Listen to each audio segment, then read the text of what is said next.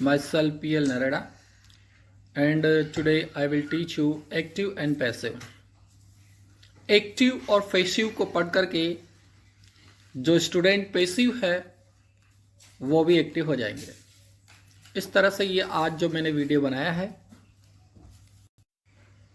उन छात्रों के लिए बहुत उपयोगी है जो प्रतियोगी परीक्षाओं में भाग लेते हैं और ग्रामर की वजह से जिनके मार्क्स अच्छे नहीं आते। तो स्टूडेंट्स पूरे वीडियो को ध्यान से देखिए और आपके समझ में आ जाएगा कि एक्टिव से पैसिव बनाते समय हमें किन किन बातों का ध्यान रखना चाहिए। सबसे पहले तो हम ये समझें कि एक्टिव और पैसिव क्या होता है। एक्टिव मतलब सक्रिय और पैसिव मतलब निष्क्रिय। जब कोई कर्ता काम को करने वाला स्वयं कार्य करता है तो वो एक्टिव होकर के कार्य करता है।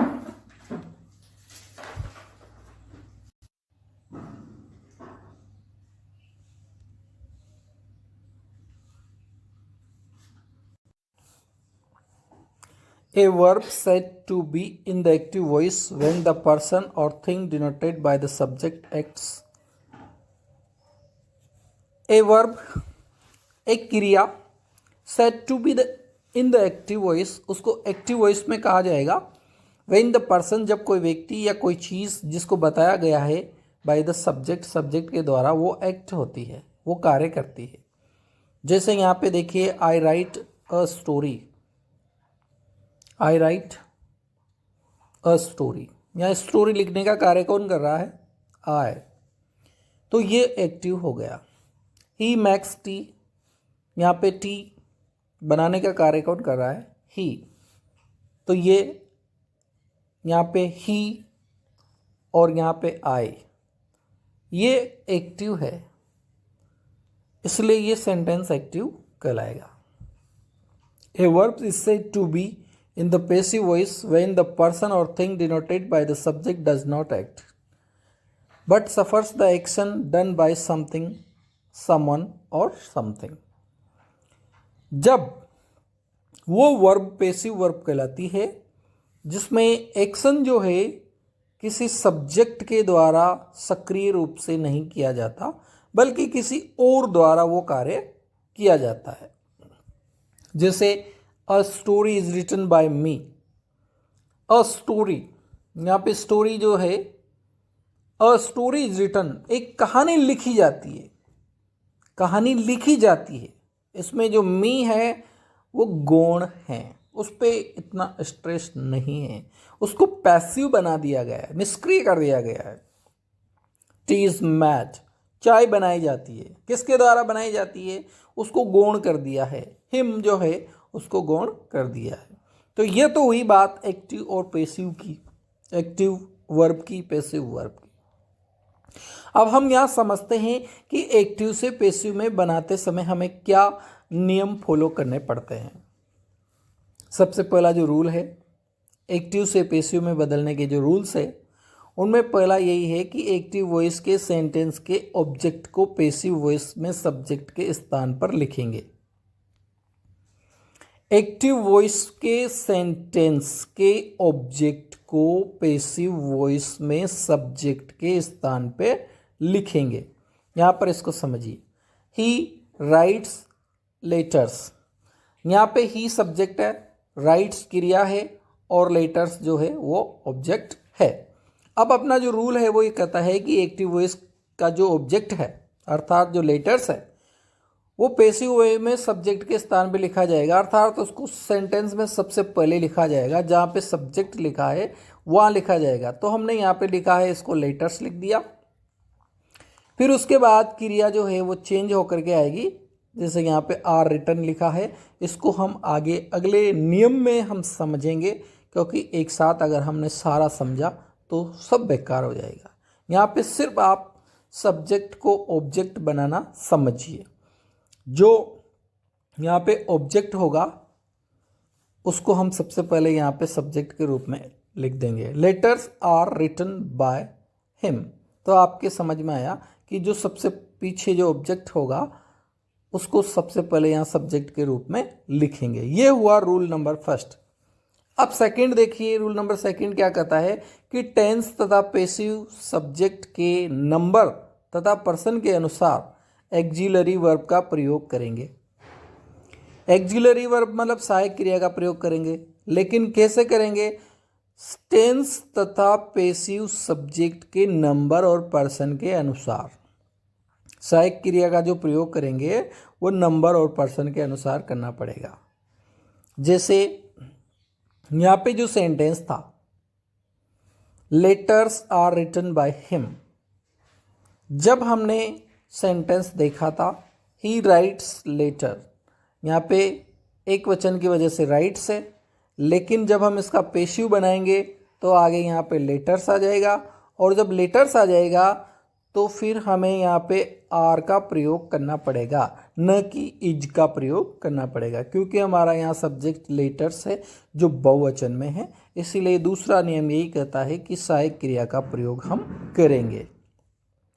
और सहायक क्रिया का प्रयोग करते समय हम नीचे एक टेबल को समझेंगे कि जब सेंटेंस सिंपल प्रेजेंट टेंस में होगा तो उसके साथ क्या क्रिया लगेगी, पास्ट में होगा तो उसके साथ क्या क्रिया लगेगी, ये हम नीचे टेबल में अभी समझेंगे।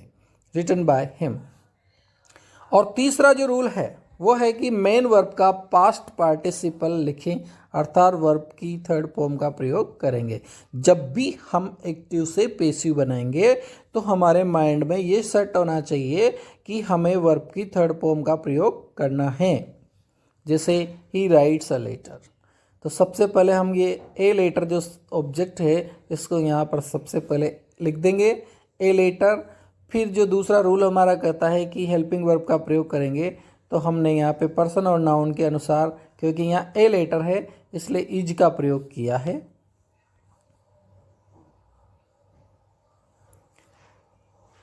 और फिर सहायक थर्ड मेन वर्ब की थर्ड फॉर्म का प्रयोग करेंगे। यहाँ राइट जो क्रिया है उसकी थर्ड फॉर्म रिटन, और फिर उसके बाद लिखेंगे बाय हिम। चौथा जो रूल है वो ये कहता है कि प्रीपोजिशन बाय प्रीपोजिशन का प्रयोग करेंगे। मोस्ट ऑफ जो सेंटेंस होंगे उनमें बाय प्रीपोजिशन का प्रयोग करेंगे, लेकिन कुछ जगह हम विद, टू, एट प्रीपोजिशन का भी प्रयोग करते हैं। जैसे ही राइट्स अ लेटर। अब पहला नियम, ए लेटर को हमने सबसे पहले लिख दिया। दूसरा नियम, सहायक क्रिया का प्रयोग कर दिया। तीसरा नियम, वर्ब की थर्ड फॉर्म का प्रयोग कर दिया। और चौथा नियम जो अपना कर रहा है कि हम बाय का प्रयोग करेंगे, तो बाय का प्रयोग कर दिया और फिर हम लिखेंगे। अब हमारा जो पांचवा रूल है वो है कि एक्टिव वॉइस के सेंटेंस के सब्जेक्ट, अर्थात एक्टिव सब्जेक्ट को पैसिव वॉइस में वर्ब की जगह थर्ड फॉर्म में लिखेंगे। पांचवा और अंतिम रूल अपना ये कहता है कि जो सब्जेक्ट है उसको हम ऑब्जेक्ट बना देंगे, लेकिन उसकी थर्ड फॉर्म बना करके लिखेंगे। ऐसे नहीं लिख सकते हम। जैसे सबसे पहले हमने यहाँ पे ऑब्जेक्ट को सब्जेक्ट बनाया, ए लेटर। फिर दूसरा नियम सहायक क्रिया का प्रयोग किया, एज। तीसरा नियम वर्ब की थर्ड फॉर्म का प्रयोग किया, रिटन। चौथा रूल जो अपना था बाय का प्रयोग किया। और पांचवा रूल जो ये कह रहा है कि जो ये यहाँ पे ही सब्जेक्ट है उसकी थर्ड फॉर्म बना करके हम यहाँ पे लिखेंगे, तो ही की जो थर्ड फॉर्म होगी वह हिम हो जाएगी। अब यहाँ पर मैं आपको बता दूं कि किस सब्जेक्ट की क्या थर्ड फॉर्म बनती है। यहाँ पर हम समझते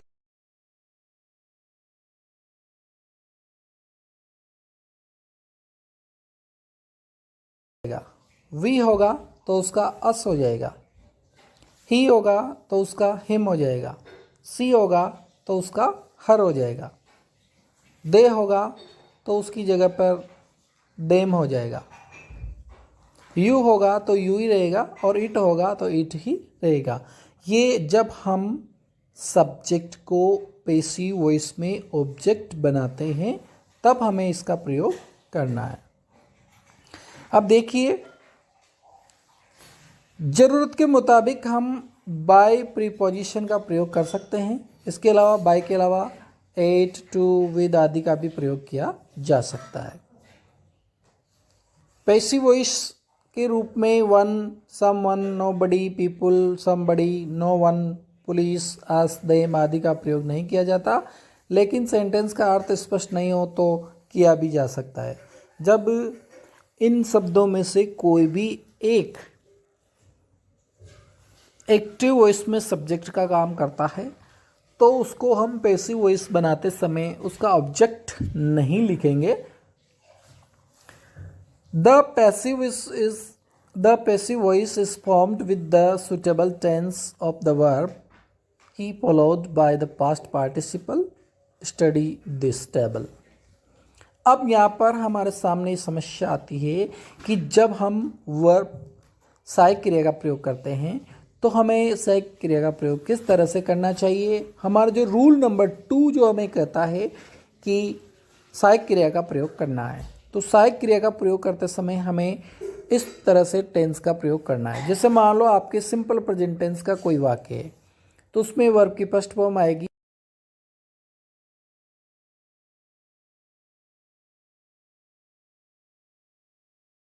है। कैसे चेंज करेंगे, देखो, ही राइट्स एन ऐसे, वह एक ऐसे लिखता है। तो यहाँ पे सबसे पहले हम एन ऐसे को सबसे पहले लिखेंगे, ये जो ऑब्जेक्ट है। फिर इज जो है यहाँ पे चूँकि राइट्स था सिंपल प्रेजेंट टेंस का, तो एन ऐसे की वजह से यहाँ पे हमें सहायक क्रिया इज का प्रयोग करना है। अगर यहाँ पे ऐसे ही होता तो हमें आर का प्रयोग करना होता। फिर थर्ड रूल अपना रिटर्न, फिर बाय और फिर हिम।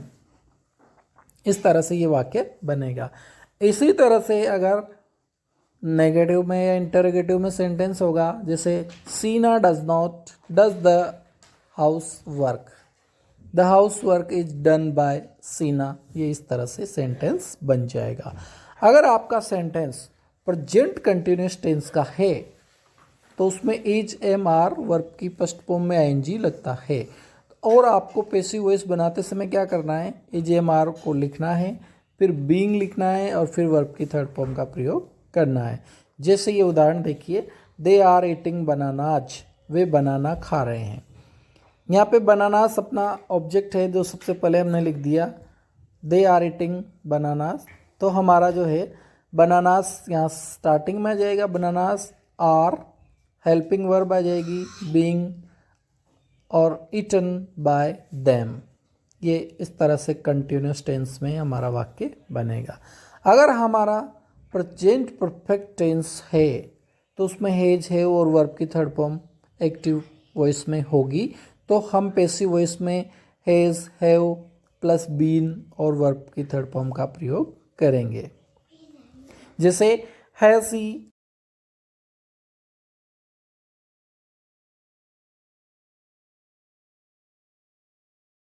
सहायक क्रिया सबसे पहले होगी इंटरोगेटिव में, तो आप सहायक क्रिया पैसिव वॉइस में भी सबसे पहले ही लिखेंगे, has the work been done by him.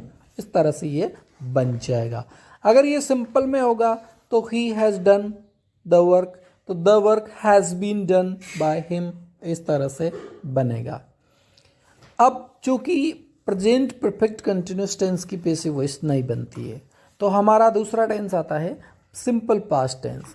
Simple past tense में वर्ब की सेकंड फॉर्म होती है या डिड होता है, तो इसका पैसिव वॉइस बनाते समय हम वाज वर और वर्ब की थर्ड फॉर्म का प्रयोग करेंगे। जैसे the teacher called the student, तो सबसे पहले द स्टूडेंट आ जाएगा, द स्टूडेंट, फिर यहाँ पे वाज का प्रयोग होगा और कॉल्ड वर्ब की थर्ड फॉर्म का प्रयोग होगा, बाय और फिर द टीचर। इस तरह से ये बन जाएगा। इसी तरह से ही डिड नॉट ईट बनाना, अगर ये सेंटेंस होगा तो सबसे पहले बनाना, फिर was not eaten by him, ये इस तरह से इसका पैसिव वॉइस बनेगा। अगर हमारा टेंस पास्ट कंटिन्यूस टेंस है तो इसमें वाज वर और वर्ब की फर्स्ट फॉर्म में आईएनजी आपको मिलेगा और पैसिव वॉइस बनाते समय आपको was were plus being plus verb की थर्ड फॉर्म का प्रयोग करना है। जैसे आस्था वाज लर्निंग फ्रेंच, सबसे पहले फ्रेंच, फिर वाज, फिर बीइंग लर्न्ड बाय आस्था। इस तरह से वाक्य बनेगा। पास्ट परफेक्ट टेंस का अगर वाक्य हो तो क्या करना होता है, उसमें हेड और वर्ब की थर्ड फॉर्म आती है और आपको सिर्फ बीन ऐड करना है। हैड बीन वर्ब की थर्ड फॉर्म का प्रयोग करना है। जैसे he had finish her work, यहाँ पे हर वर्क जो है ऑब्जेक्ट है,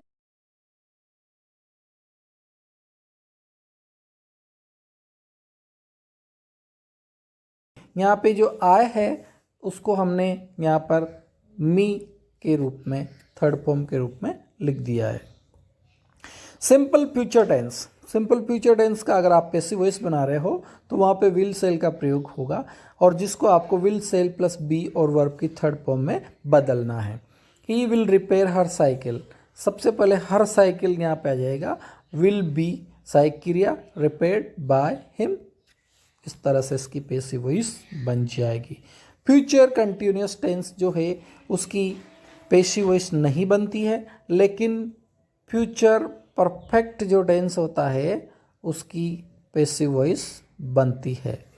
उसमें विल सेल और हैव का प्रयोग होगा और आपको will shall have plus been और वर्ब की थर्ड फॉर्म में चेंज करना है। Meena will not have change the bed sheet, तो यहाँ पे बेड सीट जो है, द बेड सीट ये subject, will not have been और चेंज वर्ब की थर्ड फॉर्म बाय मीना, इस तरह से सेंटेंस बनेंगे। अब हमारे पास जो तीन बचे, जैसे कि present perfect continuous, past perfect continuous, future perfect continuous और फ्यूचर कंटिन्यूस, इनकी पैसिव वॉइस नहीं बनती है। Future perfect continuous, present perfect continuous, past perfect continuous, future perfect continuous की पैसिव वॉइस नहीं बनती है। अब आता है हमारे पास मॉडल। अगर मान लो सेंटेंस में कोई मॉडल हो तो उसकी पैसिव वॉइस कैसे बनेगी? मॉडल का मतलब जैसे कैन, कुड, मे, माइट, आपको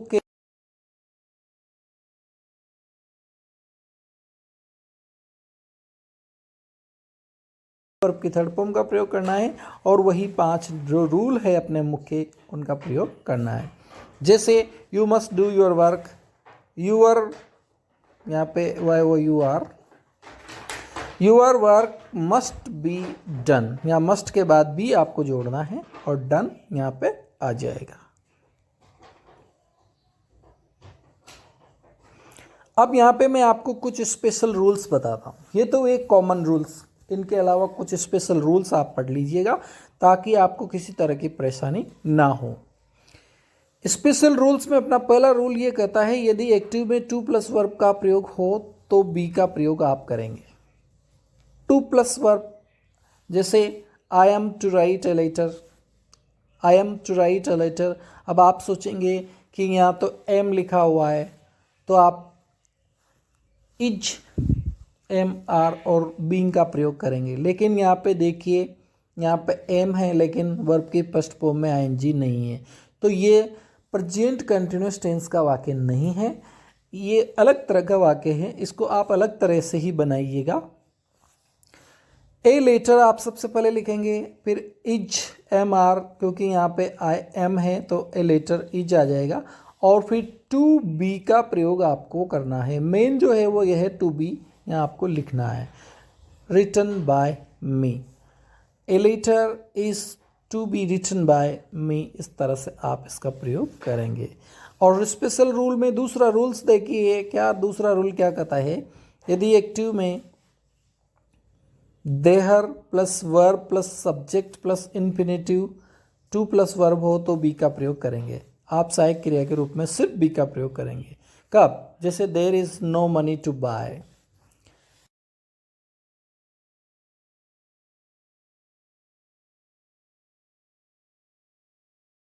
टू प्लस वर्ब आ गई जिसको इन्फिनेटिव कहते हैं, तो आपको क्या करना है, there is no money to be bought, आपको इस तरह से इसका प्रयोग करना पड़ेगा।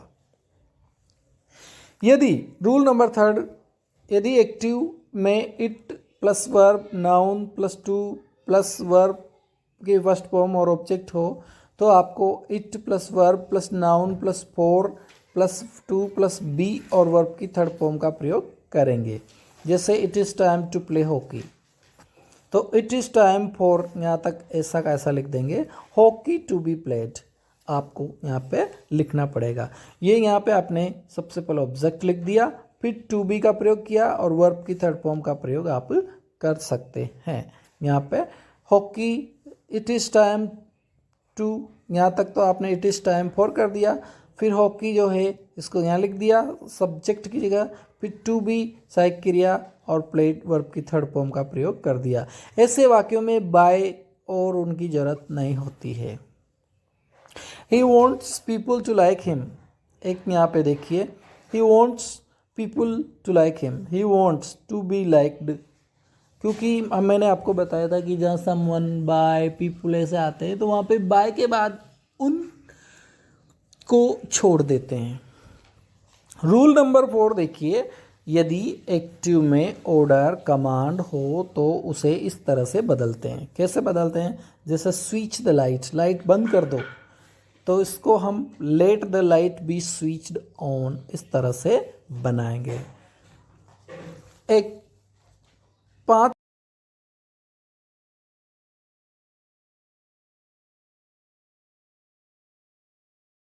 सलाह देने वाला सेंटेंस साधारण नहीं होता है, उसको आप इस तरह से बनाइए। लव योर नेबर, यहाँ पे नेबर की स्पेलिंग थोड़ी सी गलत हो रही है, NEIGHBOUR, कुछ अमेरिकन्स में इसको इस तरह से भी फॉन्ट समझा जाता है। योर नेबर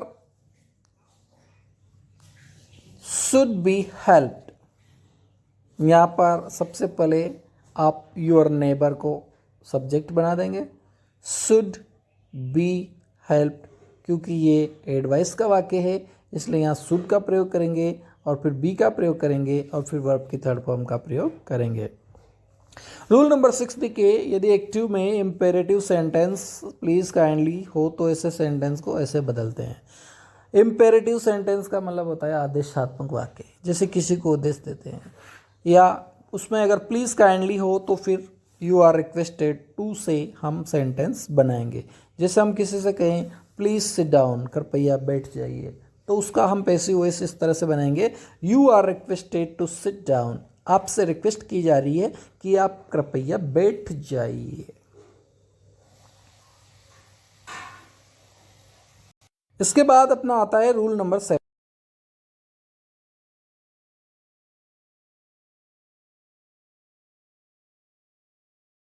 फिर direct object plus be plus main verb की थर्ड फॉर्म और बाय, फिर इनडायरेक्ट ऑब्जेक्ट, इस तरह से हम इसको बदलेंगे।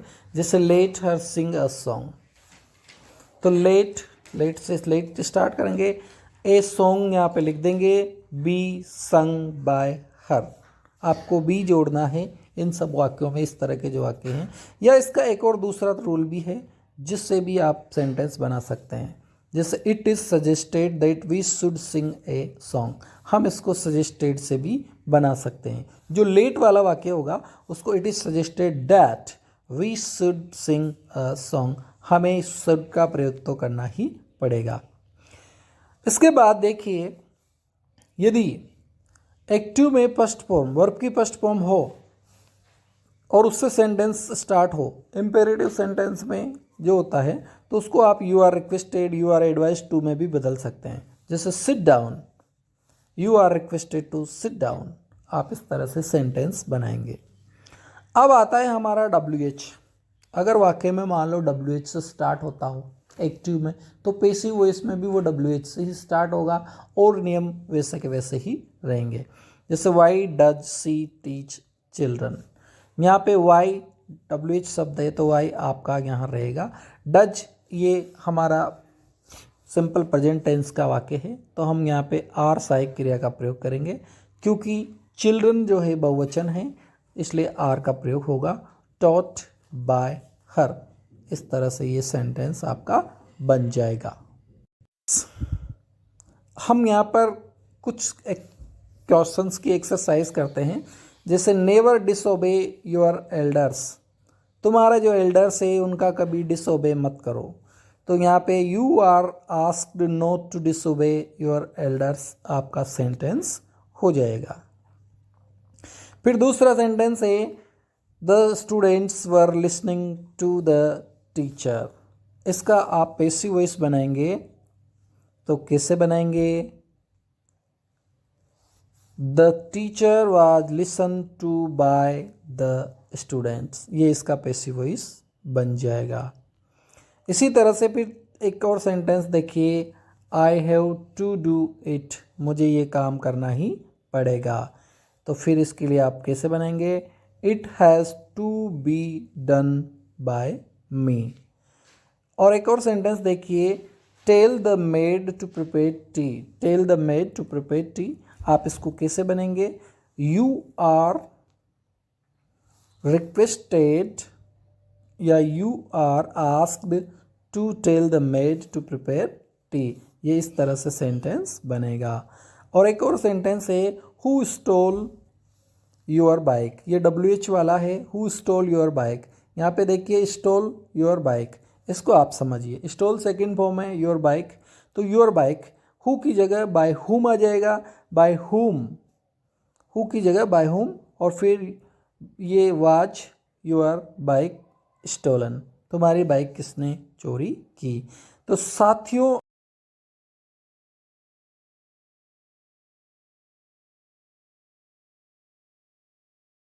कीजिए, चैनल को लाइक कीजिए। Thank you.